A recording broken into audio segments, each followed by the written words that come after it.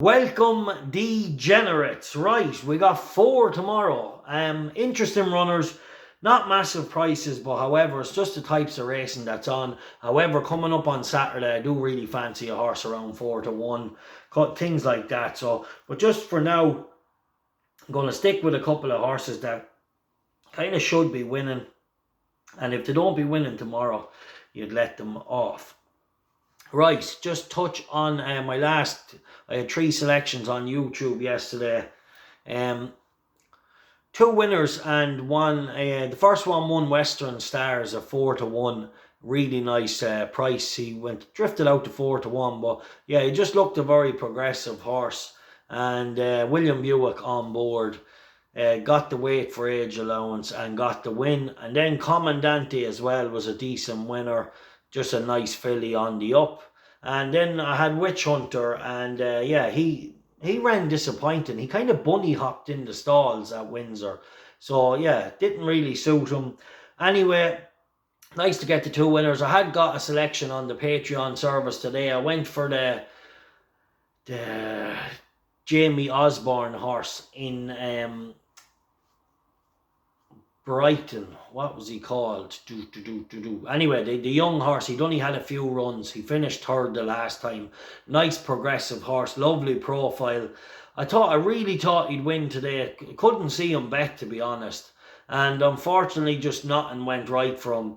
I see they went no pace and he hung down the camber late. But that doesn't tell the story. Where it went wrong is when nobody seemed to cover it. Nobody did.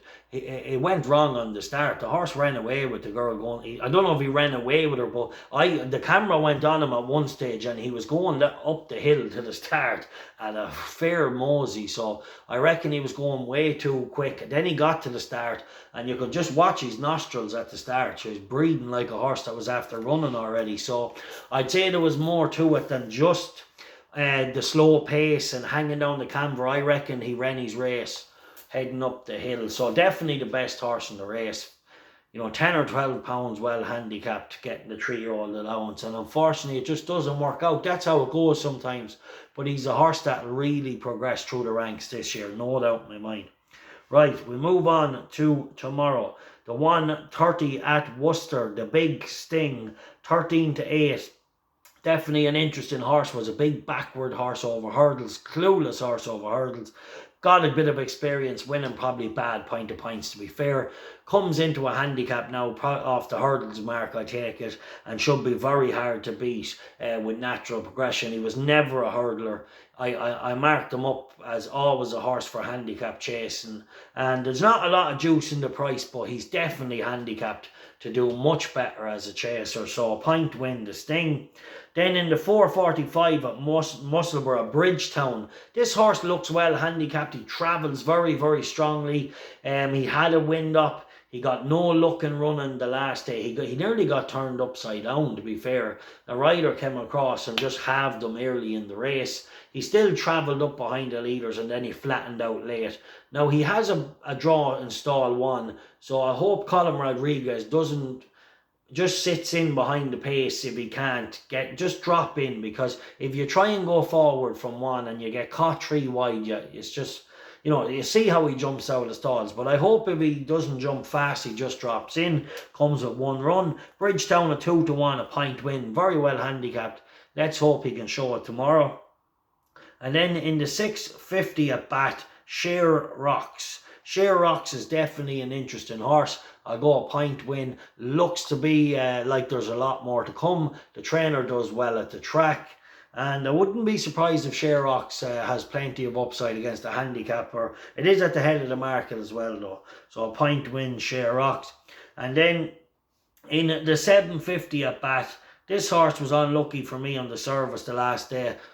Just didn't get running soon enough. Got running, head was in front, head wasn't. Got done and nose on the line.